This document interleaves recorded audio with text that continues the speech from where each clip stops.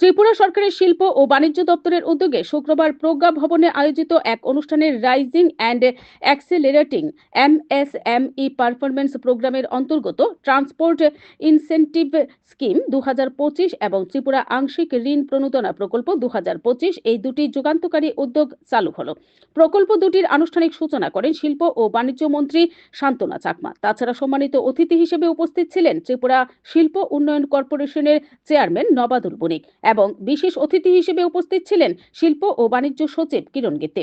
অনুষ্ঠানে বক্তারা ত্রিপুরার অর্থনৈতিক প্রবৃদ্ধিতে এমএসএমই এর গুরুত্বপূর্ণ ভূমিকা তুলে ধরেন। প্রসঙ্গত, ত্রিপুরার এমএসএমই গুলি তাঁত, হস্তশিল্প, রাবার, চা প্রক্রিয়াকরণ, আগর কাঠ, বাঁশজাত পণ্য এবং খাদ্য প্রক্রিয়াকরণের মতো বিভিন্ন ক্ষেত্রে নিযুক্ত, যা রাজ্যের অর্থনীতি এবং সাংস্কৃতিক পরিচয়ে উল্লেখযোগ্য অবদান রাখে।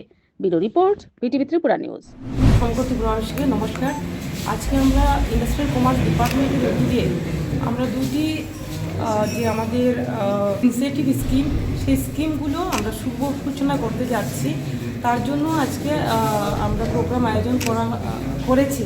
তো মূল উদ্দেশ্য হচ্ছে যে আমাদের র্যাম্পের যে অন্তর্গত যে আমাদের বিভিন্ন যে স্কিমগুলো, যাতে করে আমাদের এমএসএমই যে উদ্যোক্তারা রয়েছেন তাদের যাতে সুবিধা হয়। বিশেষ করে দেখা যায় আমাদের ত্রিপুরা রাজ্যের যে বাইরের স্টেটে যখনই আমরা কোনো পণ্য দ্রব্য আমরা নিয়ে যাই, তখনই দেখা যায় অনেক সময় দেখা যায় সেখানে পরিবহনের ক্ষেত্রে খরচ বেশি লাগে।